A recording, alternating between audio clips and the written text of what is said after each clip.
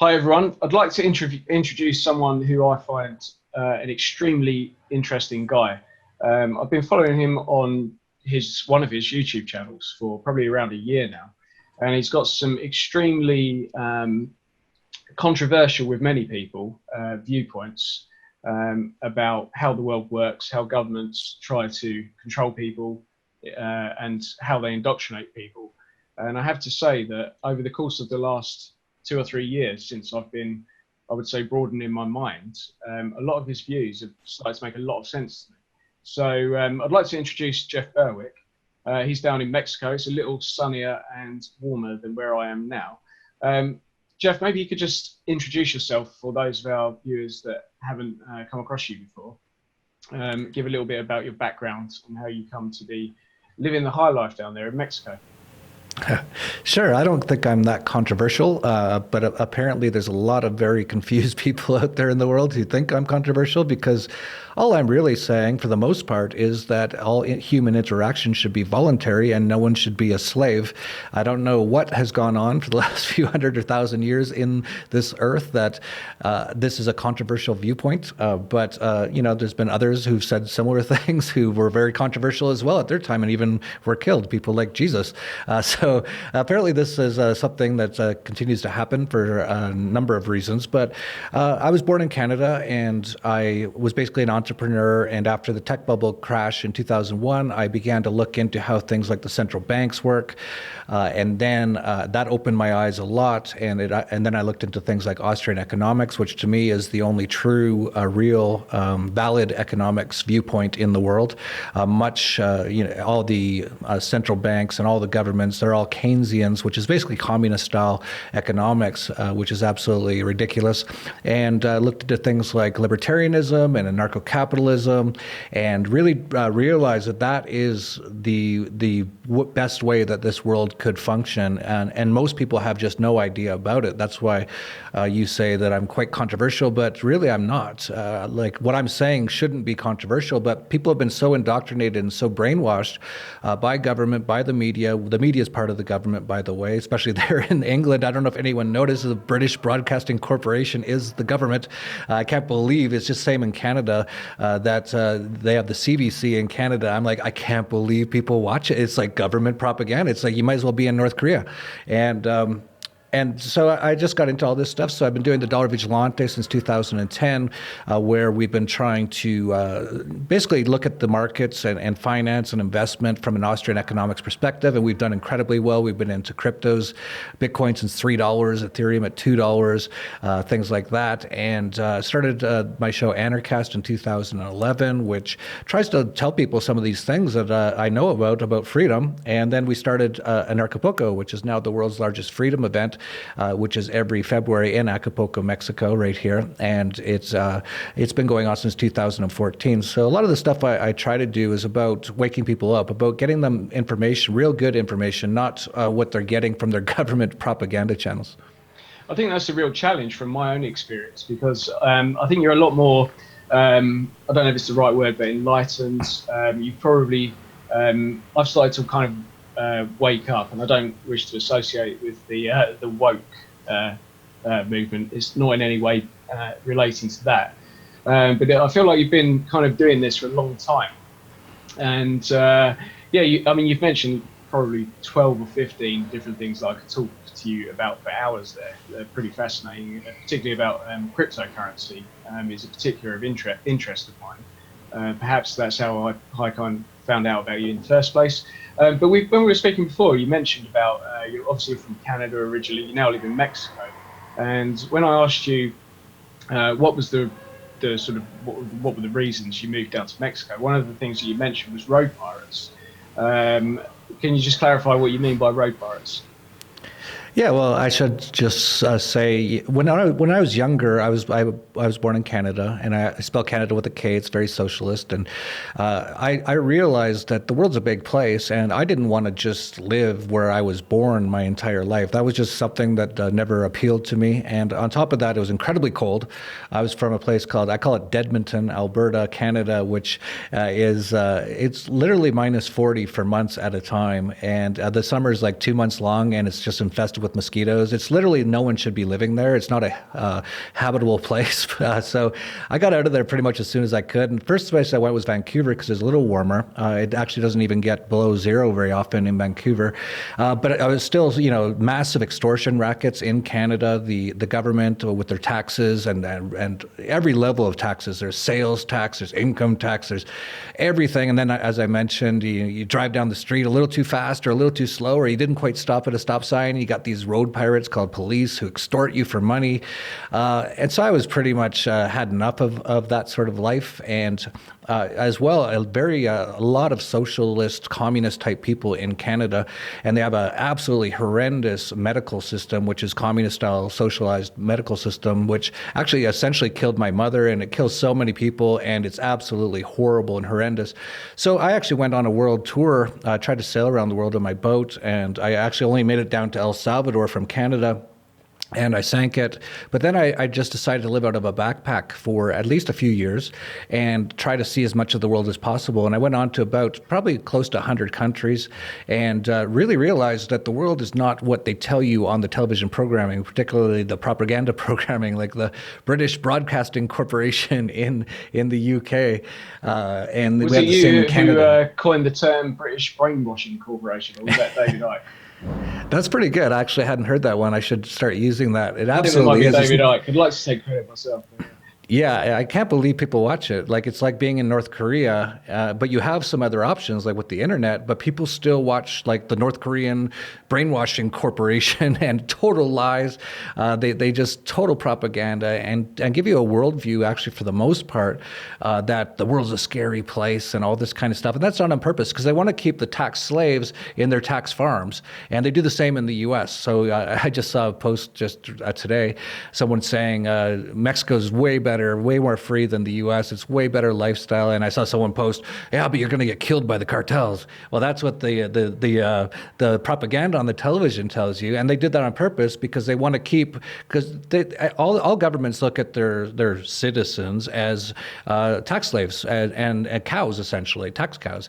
And they want to keep them in fear, keep them paying their taxes, make it so the world seems scary so they don't want to leave, all that kind of stuff. And as I traveled the world over the last 20 years, really realized that everything that most people are being told is just all lies. I'd really like to get onto the point about taxation and government. I mean, somebody seeing this for the first time is probably thinking, what the hell are you talking about? You're talking about socialism as if it's a bad thing. It's a great thing because it provides all the, I know, right? So, it provides all these benefits. Of course, I want to get to that, but to start with, our members in particular are particularly interested in speed cameras and the way that motorists are extorted just beyond belief here in the UK. I know that you mentioned before it's bad in Canada.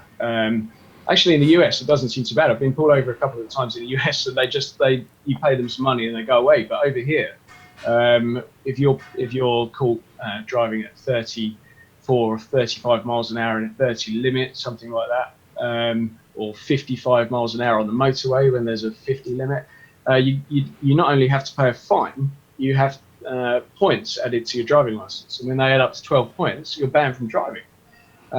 So I just wonder, I'm really interested in your opinion as to whether, what are speed cameras for? Is it purely a tax generation thing, or is it a mechanism of kind of a low-level mechanism of government control to be able to sort of psychologically exert authority over the population?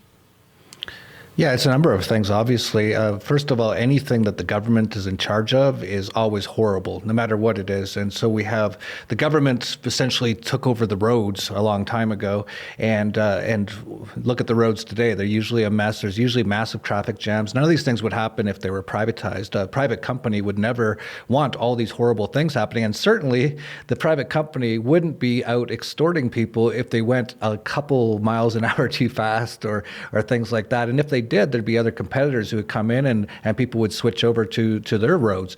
And in the private market, it could all be done so much better. But anytime the government's involved, it's just nothing but violence and extortion. That's what government is. In fact, the word government is a Latin word. The word govern came from the word gubernare, which is Latin for control, and meant is mind control. And that's actually what it is. And that's why we were saying that people are brainwashed. They literally are brainwashed. Government is a form of mind control. Government in itself is not a natural thing. It is actually a criminal organization. Any entity that when you're born somewhere and they say they own you and that anything you do, you have to give them some of your money, or you'll end up in a cage or killed if you try to run away, that's a criminal organization. Well, it's fractional slavery, really, isn't it?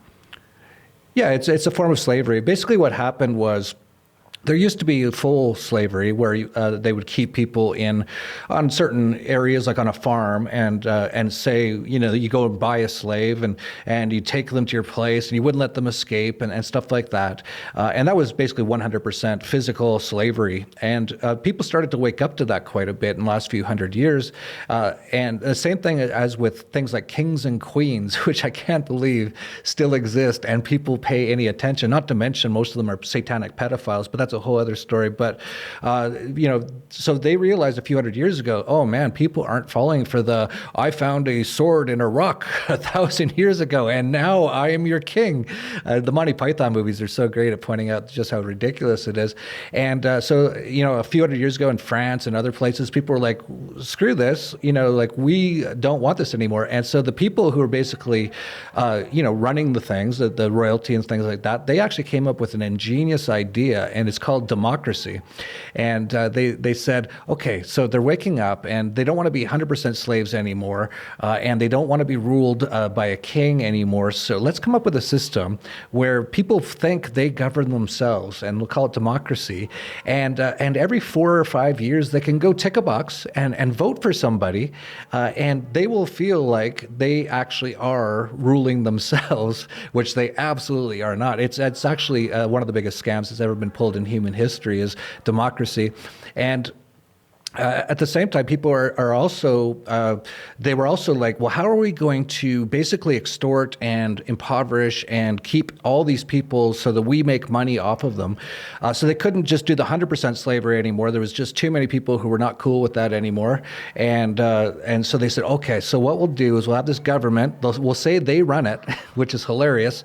And we'll extort them for like half of everything they make every week. We can't do 100% anymore because people are a little bit more waking up. But let's try like 40, 50, 60%. In Denmark, 70%. They will always try to do as much as they possibly can. Supposedly the happiest country in the world, they say. I think all propaganda, as always. I don't know if you've been there, but it's mostly miserable people. I actually have a friend who lives here in Acapulco. He's from Denmark, and he was so happy when he left Denmark for Acapulco. He was telling me there's even nets under a lot of bridges in Denmark because people try to kill themselves so much. He said the taxation's so high, it's about 70% plus there, that most young people, they can't even afford to go out to the bars on the weekend. So most people just stay at home and drink beer at home because they can't even afford to go out. Like this is just all propaganda that this is the happiest place in the world. I've been there numerous times. I saw a few people smile. I'm sure it's not the unhappiest place. I'm sure there's worse places. It's probably North Korea and Venezuela right now in many ways. But it's definitely it's all propaganda. Yeah, propaganda could well be, unless you've been there and seen it for yourself. I mean, one thing about you is I know you're very well travelled and you've been all over the world. And I mean, you mentioned about Mexico, about how you're, the propaganda of, I guess, the US or Canada, probably the UK, would say, oh, you have to be very careful. You're going to get involved in gang violence. You're going to be, involved in crossfire with the drugs cartels, and it's all just bullshit, right? I mean, I know they exist, but no, it exists, but the way that they pose it is like everyone down here is getting shot, and it's like not even close to the case. In fact, I've never taken my wife, who's Mexican, or my kids up to the U.S. because I find it just way too dangerous with all the cops up there, going through the airports, the things that they do to people. Almost everyone I know in the U.S. ends up in jail at some point in the land of the free. It actually has 5% of the world's population and 25% of people in essentially rape camps and concentration camps for the most part, and people don't seem to notice that. You go to Chicago, just look up Chicago. People shot this weekend. Every weekend, it's 30 to 50 people shot in Chicago. But because of the mainstream media is controlled, you never see CNN lead off like, "Don't go to Chicago, worst place in the world." They just don't mention it as much. That's a big part of how they control what the propaganda is. They don't mention the really bad stuff, and they really overemphasize things that are fairly minor. There's definitely problems in Mexico, and it's all caused by the government, especially the U.S. government, with their war on drugs. All plants should be legal. Everyone should be able to put anything in their body that they want. I don't know how this is anything controversial. You own yourself. You can do whatever you want with your own body. Does that sound crazy to you? If so, you're heavily brainwashed. So this whole war on drugs where we have to put everyone in cages who's caught with some plants, and a lot of the plants are quite good. Cannabis is incredibly good. I do quite a bit of it in my coffee enemas every morning. But they just want to, the problems in Mexico are caused by this war on drugs. And so the U.S. government will point at Mexico and try to keep their tax slaves there. And because every time someone comes to Mexico for a vacation, they're always like, wow, this is like 100 times better than the U.S. I feel so much freer. I'm not getting extorted all the time. There's no closing hours at bars. You can do anything you want. That's why a lot of the kids come down here for spring break. They want to make it look as dangerous as possible, and it's all because they want to keep their people basically inside the U.S. so that they don't realize, because the U.S. is actually one of the least free and safe countries in the world today by far. Like I said, I don't take my family to the U.S. for that reason, but people don't realize because they control the media, they control Hollywood, and Hollywood is just a CIA operation, and all the movies, especially a lot of them. I've met so many people who are not from the U.S. and they go to the U.S. and I go, "How was it?" And they're like, "It's not like they say it is in the movies. It was horrible." And I'm like, "Yeah, it's all propaganda in the movies." And of course, what do they do with other countries? They do, what was that, Man on Fire with Denzel Washington? He's in Mexico City. Mexico City's quite nice. There's areas in it that look like Beverly Hills, and there's super nice areas in Mexico City, but they make it look like if you go to Mexico City, you're going to get killed. I think the stats are that for Americans, you're more likely to get killed in the U.S. than if you go to Mexico on a percentage basis. So I forget the exact stat, but let's say 10 million people come to Mexico every year. The amount of people who get killed in a murder are far lower than the percentage of people in the U.S. who get killed in murder. So it's actually safer by far in Mexico, but you'll never hear that on the news. I don't think that anybody who's interested in statistics or facts or numbers could argue reasonably that the US is the most violent country. Probably, I don't know too much about distant history, but maybe the Roman Empire was similarly violent. I'm not sure, but it's by far the most violent country in the world, and that's evident in the wars that the US propagate to prop up the petrochemical dollar, which I'm guessing most of our viewers, because they're going to be new to this. I'll tell you what, I've got friends who, I just say the most basic of things to my friends that are self-evident truths, and they don't get it, and actually take offence. And particularly if you say, if I ever say to any of my friends, with respect, you've kind of been brainwashed, they really do take offence to it. So I try to use other terminology such as, conditioning, which we've all been, and I was there myself. I remember when I was probably 20 years ago. I'm 40 now, so when I was 20, I think I was a very much a socialist in my own mind, not understanding that, because I cared about other people and I wanted everyone to be okay, not understanding that the lies behind that concept of socialism. And it's really interesting. My only concern with doing this video interview with you, although I agree with everything you said so far, I think a lot of people are going to be saying, well, he says you shouldn't pay tax. That's terrible, because it's going to be letting, all these poor, vulnerable people, they're going to be let down. They're not going to have access to healthcare. They're not going to have access to, obviously people think that schools are good, most people. I totally disagree. I know you do as well. But what would be your sort of retort to that, just to try and get people to sort of accept, okay, I'm prepared to open my mind and think about this for myself. Well, one of the first things is that almost everyone in the Western world today, it's not as much outside of the Western world. Like here in Mexico, a lot of people aren't like that. Almost anyone I've ever met in Mexico, if I even bring up the government, which no one ever talks about, like it's never a topic of conversation. If I ever bring it up, like, what do you think about the government? It's always the same. We hate the government. We don't want it. That sort of a thing. So, but in the Western world, they've been under a multi-decade, almost, it's actually more than a century in many ways, brainwashing operation. And this is all verified. You can look into all this. The entire education system comes from the Prussian system, which is to create slaves, factory workers, and soldiers, and that's why they got the buzzer and everything. And so when you talk to obedient slaves, there's a good channel, 42, it's called, Obedient Slaves. I thought that was quite good. Yeah, that's what most people are. And, when you talk to your friends, you say you're brainwashed. When you talk to a brainwashed person, you can never just say you're brainwashed and they're going to go, oh, you're totally right, because they're brainwashed. So it's just like when you have like those, what are they called? The Hare Krishnas, or, a lot of these people in these sort of cults come to your house. And, when the Hare Krishna person comes to your door, if you go, you're brainwashed, wake up, it won't work because they're brainwashed. So there's really not a lot you can do in those respects. One of the main things for me is I don't care what anyone thinks. So like if it makes your life so much better, because if you're around so many brainwashed people, and I'm lucky enough that I'm not. My entire family, we're all anarchists, voluntarists. All my friends are anarchists and voluntarists. I go to my event every year with 2,000 anarchists and voluntarists. Like, I'm very rarely around the general brainwashed public. But when I am... Sorry, go on.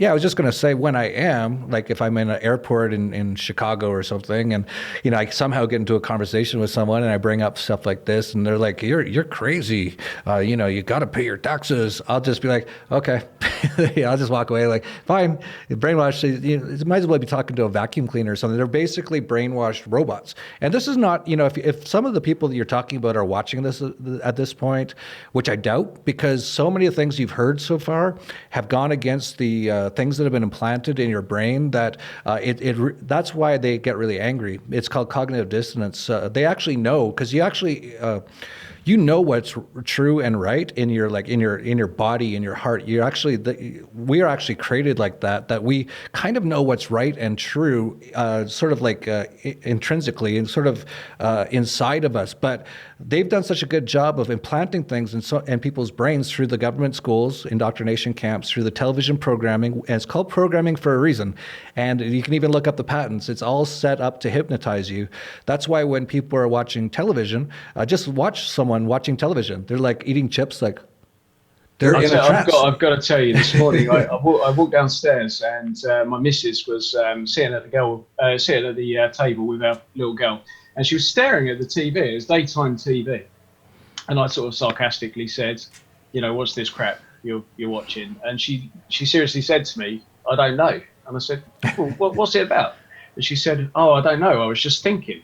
And I said, "You were thinking, staring at the TV, and some bullshit that I don't know what it was about." But Yeah, she was in a hypnotic trance. It's actually done on purpose. Yeah, it's totally done on purpose. That's also all the top people, including Donald Trump. They know how to use hypnosis. So when he constantly is going like this, right?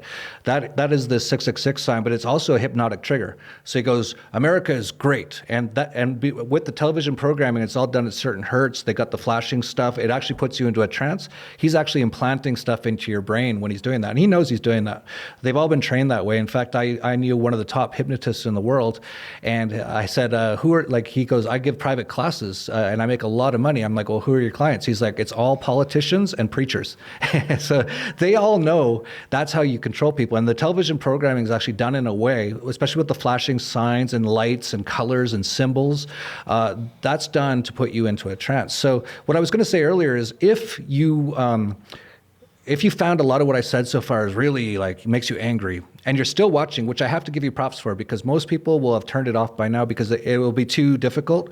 It just doesn't compute, and it's like, this guy's crazy. Turn it off, right? But if you're still watching, I just want to say, like, it's not your fault you got programmed. And if you can start to realize some of this stuff, there's nothing to fear about waking up. Because I've talked to a number of people who I can tell are very brainwashed, and I'll say, if you can get a bit more like where I'm at, you will have a much better life. And it's always like, yeah, I'm scared. Because it's very scary, because most people have lived their whole life that way. So you're basically saying everything they thought was real isn't real. And that's very scary to a lot of people. So props to anyone still watching who's kind of angry and you really kind of hate me right now. That's actually the programming. But it actually really shows that you're almost there to actually waking up. And there's nothing to fear from waking up. Actually, the truth will set you free. That's a very famous sort of phrase, and it's very true. Once you know the truth, you are a lot freer. When you're have all this programming in you from these outside sources, you live a very you're basically a slave. You're like a robot. So for anyone out there who's kind of still watching, but they're kind of angry, keep watching and keep thinking, and don't get too angry. There's nothing to be angry about. What am I saying that's making you angry, right? Think about that. There's not. I'm just saying that don't hurt anybody, and that these people are criminals, which they obviously are. I think if anyone looks into it at all, they'd know that. So you have to really ask yourself, why am I so angry? And then what you're going to realize is you're angry because it's true. I think a great advantage that you and I probably both have, and I was actually talking to a really good friend of mine a couple of weeks ago, and he also has a very open. He's open to anything, and in fact, he maybe even moved me on to the concept of it in the first place 2 or 3 years ago. But I think the advantage that you and I have is that we are, we work for ourselves, we run our own businesses. So do we just have the time to think about these things and to realize? I just wonder, when people have got to get up at 8:30 or 8 o'clock and then be at the office for 8:55, and then they get 45 minutes for lunch, and they leave at whatever time, and then they get home and the missus puts Coronation Street on, and then they go to bed, and then the weekend they're so exhausted they can't even think straight. I think it's totally true that I think it's done on purpose as well. So when they kind of put in the system of democracy, which is slavery, which is immoral and evil, and we don't have governments, we don't have kings and queens as much anymore. Now we have presidents and prime ministers, and you chose them, and all that sort of stuff. I think a big part of it, first of all, they put in taxation. In the U.S., it started in 1913, so they started extorting people, and I think what they started to realize was we have to keep these people incredibly busy. So because if they're not like just constantly working or exhausted, they'll have some time to think about how enslaved they are. And that's actually the case. So you look at, taxation, which is totally immoral. Taxation is theft. It is extortion. There's nothing good about it. It's incredibly evil. And a lot of people need to just keep working so much because they keep getting taxed so much. It's done on purpose. If you look at the U.S., I think 80% of people in the U.S. are living paycheck to paycheck. A lot of people are working 2 jobs. And I remember I worked regular jobs. My first job, I delivered newspapers when I was a kid, but that's not too big of a job. Then I was a hockey referee. Then I worked as a sewer worker. And then I got into the bank, and I was working there. I was a teller, then a loan officer, then an investment advisor when I was like 22 or something like that. And I remember, I was pretty much working all day and pretty exhausted by the end of the day, and totally understandable. And, a lot of the time at night, I just watch a hockey game, just like most people. Just want to relax and, just kind of unwind after working like 10 hours.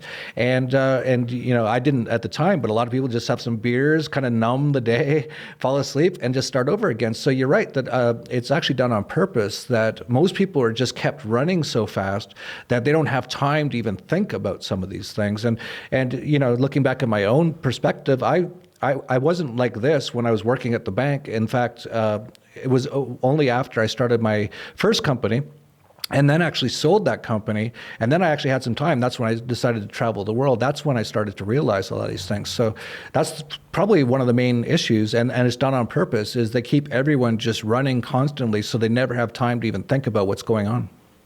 So there's loads of stuff I'd like to talk to you about, Jeff, but I know you're kind of against it for time a little bit. Just briefly, for those people that are still watching, but they're thinking, well, how would a world work without tax? Why is it so evil? I mean, I think we understand that it's false, it's fractional slavery, but maybe people might still be okay with that if they think it does some good, or there's no alternative. The alternative would be, people running around, which I know is absolutely not the case, but running around shooting each other, stuff like that. Can you just sort of encapsulate your views on taxation? Why it is, as you put it, evil, Okay. and what the sort of alternative is? Well, let's start at birth. When you were born, you are a new soul here on Earth, and all of a sudden, this group says that they own you, and it's not your parents. If it was your parents, it'd be kind of like a little bit better. Definitely your parents take care of you. But there's a group everywhere in the world that says they own you, and everything you do, you have to ask for permission. You want to drive, you better ask us for permission. You work, you got to give us a cut, just like the mafia. We all were born free, and we should be free. And so a lot of when people are very confused and they're like, well, how would it work if we weren't getting extorted all the time? It's so sad that we've reached a point where they can't even imagine what it'd be like to keep everything that you work for. But a lot of people will say, yeah, but there'll be a lot of crime if it wasn't for the police and the government. The government and the police are the two biggest criminals in the world. The government extorts more than any other entity on Earth. Nothing even comes close. In the U.S., it's trillions of dollars per year being extorted. There would be no possibility that if we didn't have government and taxes, that the world would be worse. It's not possible. It's as bad as it gets when it comes to government. Yep. Sorry, Jeff, go on. I was kind of lost my train of thought anyway. Yeah, sorry, I'm really bad into it. This is the first interview I've ever done, and I'm glad it's with you because I find you a fascinating guy. So the alternative to this would be, I think, what you call voluntarism, which is, and obviously free market economy. So, for example, in the UK, we have a national health service, which, by and large is good, but it's extremely inefficient. Can't deal with the population numbers that we have. So the alternative is what that it would essentially be all private sector, which we've been brainwashed to believe is evil. Private sector is evil. Yes. Yeah, it's all been a form of brainwashing to make you believe that. So even the word anarchy, that word is still so misunderstood because for decades and decades in the television programming, whenever there's a riot, they go, it's anarchy here. That's on purpose. The reporters might not even know it. It's been so ingrained into people now that they're just kind of repeating it. But you look at what's the movies in Hollywood, there's anarchy movie, and it's like for 24 hours, there's no government or police, and everyone just goes around and hacks everyone. And that's on purpose. They want, because the people who control things, and these are very evil people, satanic pedophiles for the most part. We're finding all that out through Jeffrey Epstein, Prince Andrew. The royal family is incredibly nefarious. The amount of crimes they've done in history is unbelievable. But you just look at those sort of people, they're like, first of all, the people started to figure out the kings and the queens and slavery. So that they've said, okay, let's create democracy and taxes. And we'll say there's only two things for certain in life, and that's death and taxes. And we'll make it seem like it's just a natural, normal thing. Hilarious. They're actually really genius. I have to hand it to them. And so now they're kind of actually with the internet and stuff. A lot of people are waking up. 20 years ago, no one knew any of this stuff. Like I didn't even think this stuff. Maybe 10 people kind of knew a lot. Like 20 years ago, knew a lot of what I'm talking about now. Now there's millions of us. So a lot of them are like, okay, they're getting close to waking up. Even John Kerry said, this little thing called the internet is making it hard to govern, hard to control people. And And so what they've been doing for a while now is trying to make anarchy look like the worst thing ever because, and just for people, if you don't know what the word anarchy means, and you might have been programmed, right? If your initial response is, oh, that sounds dangerous, you've been programmed because all it means is, and it's a Greek word, and without archy, ruler. So no rulers, which also implies no slaves, because if you have a ruler, then you have slaves. And so all an anarchist is the person says, there shouldn't be any slavery. And if that scares you, that's because of the programming. So they've been doing that in every facet with the word anarchy and anything, they're always trying to say the market's bad. And if you talk to a lot of people, it's like, why do we need government? And some people will say, well, if without government, there'd be monopolies. Government is the biggest monopoly ever created, and it creates monopolies because it's the one that hands out licenses and creates the regulations. The monopoly has to ask permission, right? Right. So there actually wouldn't be a real monopoly on anything in a free market. It's called competition. Right, because there'd be competition. And so the only time there would be a real monopoly in a free market would be if the people who are creating a product, let's just say it's McDonald's, were creating such a great product at such a great price that no one could even compete with them. That would be the only monopoly. So the end result would be you would have the best product at the best price possible, and that would be a monopoly in the free market. Today we have monopolies in everything. The government, of course, is a monopoly. That's a monopoly on violence and extortion. You have a monopoly in the banks. You have a monopoly on the money system, which is the central banks, which is actually incredibly nefarious. That's what actually destroys a lot of things and finances all the wars and things like that. Monopoly in pharmaceuticals, where they try to get rid of all their competition, which would be things like cannabis and things like that. So they try to make all that illegal. So there's actually monopolies in everything now because of government. You wouldn't have monopolies without government. So people might say, what would the world be like if there was no government?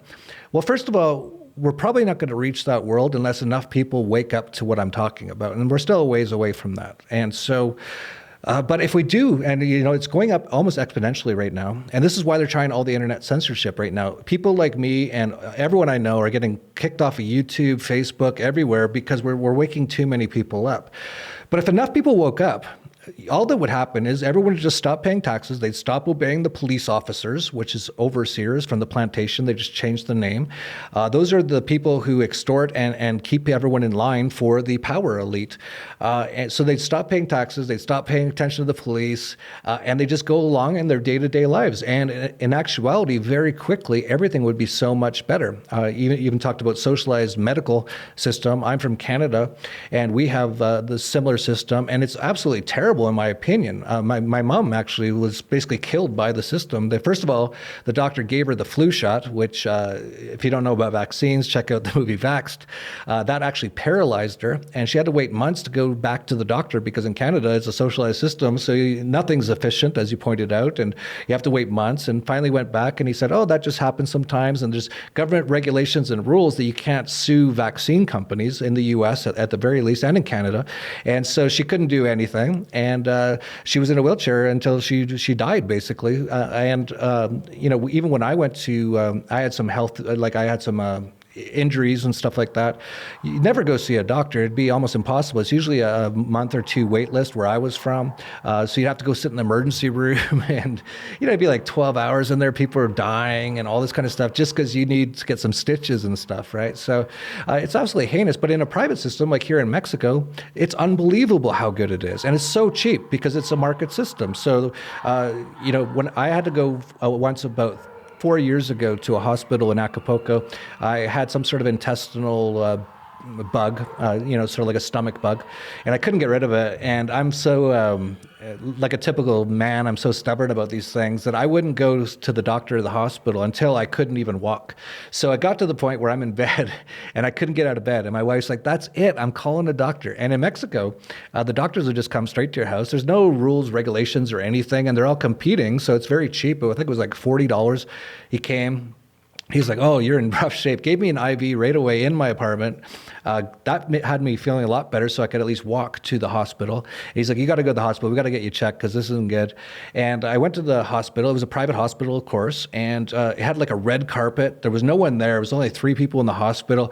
I had like 10 doctors looking at me. I had a private room with a flat screen TV. For 2 days straight, they ran tests and got me back until I was feeling really good again. And the total cost was about $1,000. In the US, for a doctor coming to your house, 10 doctors doing analyses, a private hospital room, you'd be talking $50,000, $100,000, $200,000. And that's because of the government involvement in the medical system. Actually, they've created a huge monopoly for the hospitals. So a lot of people are like, what would it be like without government? It would be so much better, you wouldn't believe it. It would be a fascinating thing to see. I'd love to see it. I know we said half an hour. I've kind of kept you running over, but while I've got you this one time, last question, I promise. I'd be amiss if I didn't just ask you about cryptocurrency, Bitcoin and cryptocurrency. And if you could briefly explain to our viewers about fiat currency, what it is, why it's so wrong. I mean, I could explain it myself, but I've got a feeling they would listen to you a little bit more. Well, yeah.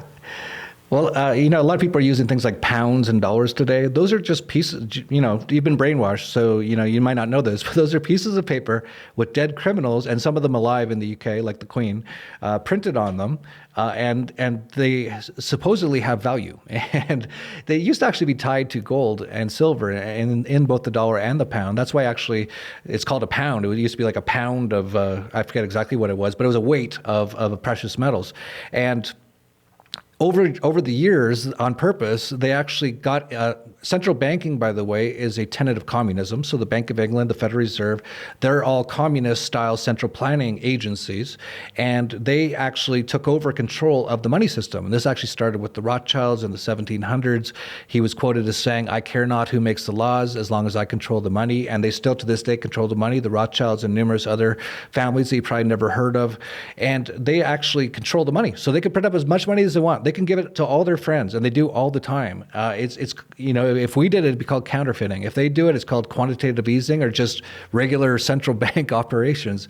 And yeah, and they keep increasing the money supply, and that's actually why so many people have to work so hard, or a lot of poor people. There wouldn't be much poverty without central banks and government. That's another thing that's very important. So when you look into all that, and also all these currencies like the pound and the dollar, they're going to collapse in the next few years. This is basically for sure. If you understand the numbers, you'd have to subscribe to our newsletter. You'd have to look into this stuff to understand it.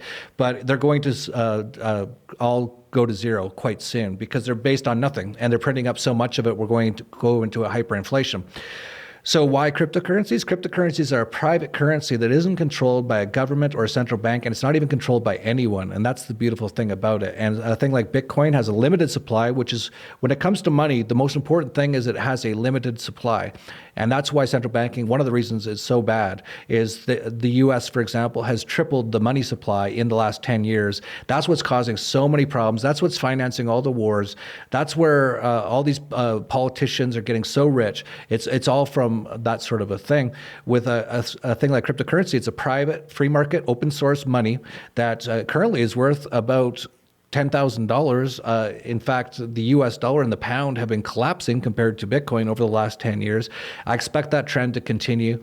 And the sooner that more people start using these things, instead of using pounds and euros, the faster the governments and the central banks will go away. And like I said, if you don't understand why, just trust me.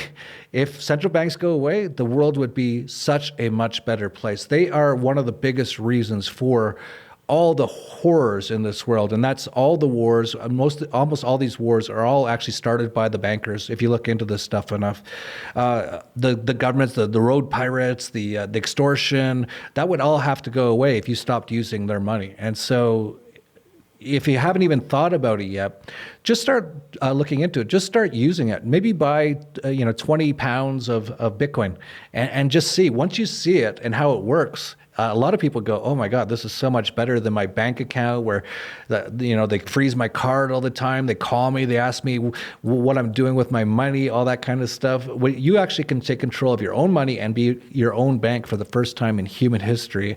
And that's the short version of why cryptos are so amazing. Totally agree. I mean, I'm to say a fan of cryptocurrency is to kind of do it an injustice, really. But I'm fascinated by it, and I probably spend an hour a day watching cryptocurrency videos, etc. Some of which are yours. So if people haven't run away scared yet, then how would they find out more about what we've been talking about? The best way, I guess, is at dollarvigilante.com. They can sign up for a free newsletter, I believe. Yeah, if you go to our website, you can get I send out a blog almost every day. And we also on YouTube do a video almost every day, just under the Dollar Vigilante on YouTube. If you want to get access to our actual information on investment and stuff like that, very detailed, it's about 100 pages a month. We do very well, make a lot of people a lot of money with it. Just go to dollarvigilante.com/subscribe. And if some of this freedom anarchy stuff is kind of like interested in you, look into my podcast, Anarchast, ANARCHAST on YouTube. And if it really interests you, come to one of the most amazing events in the world, in my opinion, but I am biased, in Acapulco, coming up February 13th to 16th in Acapulco, Mexico, right here. Well, Jeff, you never know. I might see you there, mate. Sounds good. Thanks very much for your time. It's been awesome speaking to you. And Awesome. hopefully we'll do it again soon. Cool. Thank you. Peace.